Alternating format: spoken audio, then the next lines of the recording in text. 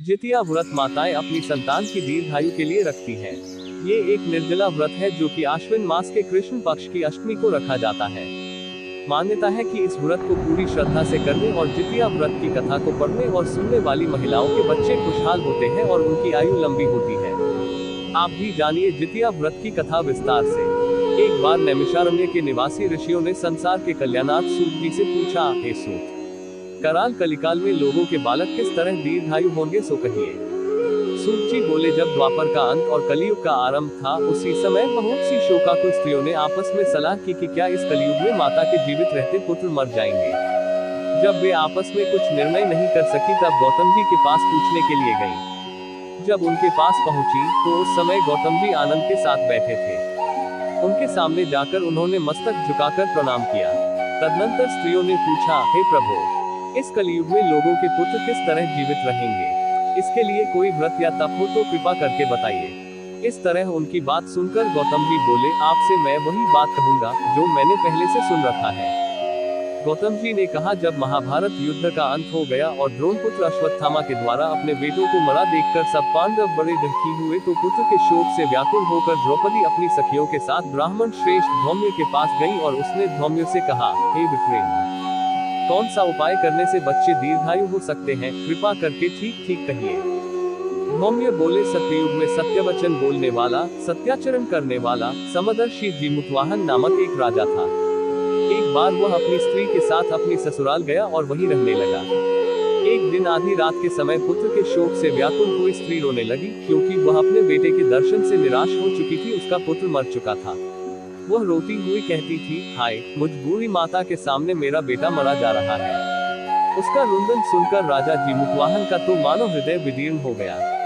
वह तत्काल उस स्त्री के पास गया और उससे पूछा, तुम्हारा बेटा कैसे मरा है? बूढ़ी ने कहा, गरुड़ प्रतिदिन आकर गांव के लड़कों को खा जाता है। इस पर दयालु राजा ने कहा, माता, अब तुम रो मत, आनंद से बैठो, मैं तुम्हारे बच्चे को बचाने का यत्न करता हूँ। ऐसा कहकर राजा उस स्थान पर गया जहां गरुड़ आकर प्रतिदिन मांस खाया करता था। उसी समय गरुड़ भी उस पर टूट पड़ा और मांस खाने लगा। जब अतिशय तेजस्वी गरुड़ ने राजा का बायां अंग खा लिया तो झटपट राजा ने अपना दाहिना अंग फेरकर गरुड़ के सामने कर दिया। ये देखकर गरुड़ जी ने कहा, तुम कोई देवता हो? कौन हो तुम? मनुष्य तो नहीं जान पड़ते। अच्छा, अपना जन्म और कुल बताओ।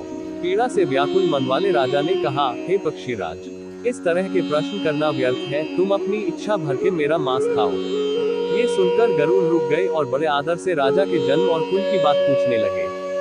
राजा ने कहा, मेरी माता का नाम है शैव्या और मेरे पिता का नाम शालिवाहन है। सूर्यवंश में मेरा जन्म हुआ है और जीमुतवाहन मेरा नाम है। राजा की दयालुता देखकर गरुड़ ने कहा, हे महाभाग, तुम्हारे मन में जो अभिलाषा हो वह वर मान दो। राजा ने कहा, हे पक्षीराज, यदि आप मुझे वर दे रहे हैं तो वर दीजिए कि आपने अब तक जिन प्राणियों को खाया है वे सब जीवित हो जाएं। हे स्वामिन, अब से आप यहाँ बालकों को न खाएं और कोई ऐसा उपाय करें कि जहाँ जो उत्पन्न हो वे लोग बहुत दिनों तक जीवित रहें। धौम्य ने कहा कि पक्षीराज गरुड़ राजा को वरदान देकर स्वयं अमृत लाने के लिए नागलोक चले गए। वहाँ से अमृत लाकर उन्होंने उन मरे मनुष्यों की हड्डियों पर बरसाया। ऐसा करने से सब लोग जीवित हो गए जिनको कि पहले गरुड़ ने खाया था। राजा के त्याग और गरुड़ की कृपा से वहां वालों का बहुत कष्ट दूर हो गया। उस समय राजा के शरीर की शोभा दूनी हो गई थी। राजा की दयालुता देखकर गरुड़ ने फिर कहा, मैं संसार के कल्याणार्थ एक और वरदान दूंगा। आज आश्विन कृष्ण सप्तमी से रहित शुभ अष्टमी तिथि है। आज ही तुमने यहाँ की प्रजा को जीवन दान दिया है। हे वत्स, अब से ये दिन ब्रह्मभाव हो गया है। जो मूर्तिभेद से विविध नामों से विख्यात है वही त्रैलोक्यों से पूजित दुर्गा अमृत प्राप्त करने के अर्थ में जीवित पुत्रिका कहलाई है। सो इस तिथि को जो स्त्रियां उस जीवित पुत्रिका की और कुश की आकृति बनाकर तुम्हारी पूजा करेगी तो दिनों दिन उनका सौभाग्य बढ़ेगा और वंश की भी वृद्धि होती रहेगी।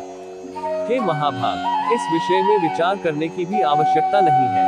हे राजन, सप्तमी से रहित और उद्यातिथि की अष्टमी को व्रत करें, यानी सप्तमी विद्ध अष्टमी जिस दिन हो उस दिन व्रत न कर शुद्ध अष्टमी को व्रत करें और नवमी में पारण करें। यदि इस पर ध्यान न दिया गया तो फल नष्ट हो ही जाएगा और सौभाग्य तो अवश्य नष्ट हो जाएगा। जीमुतवाहन को इस तरह का वरदान देकर गरुड़ वैकुंठ धाम को चले गए और राजा भी अपनी पत्नी के साथ अपने नगर को वापस चले आए। धौम्य द्रौपदी से कहते हैं, हे देवी, मैंने यह अतिशय दुर्लभ व्रत तुमको बताया है। इस व्रत को करने से बच्चे दीर्घायु होते हैं।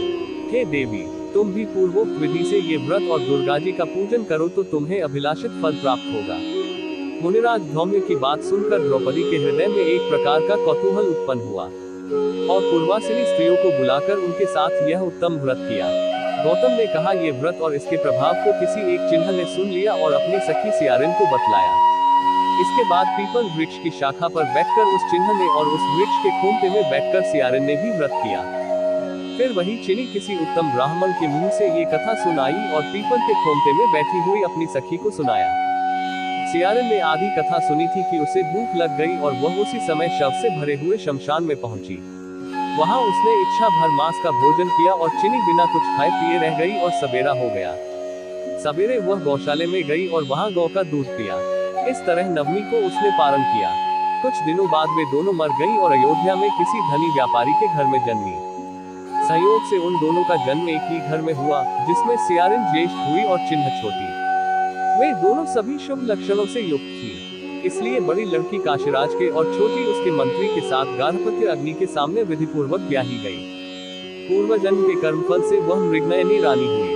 जिस किसी भी संतान को उत्पन्न करती वह मर जाती थी और पूर्व जन्म की बातों को स्मरण करने वाली मंत्री की पत्नी ने अष्टवसुओं के सदृश तेजस्वी 8 बेटे उत्पन्न किए और सभी जीवित रह गए।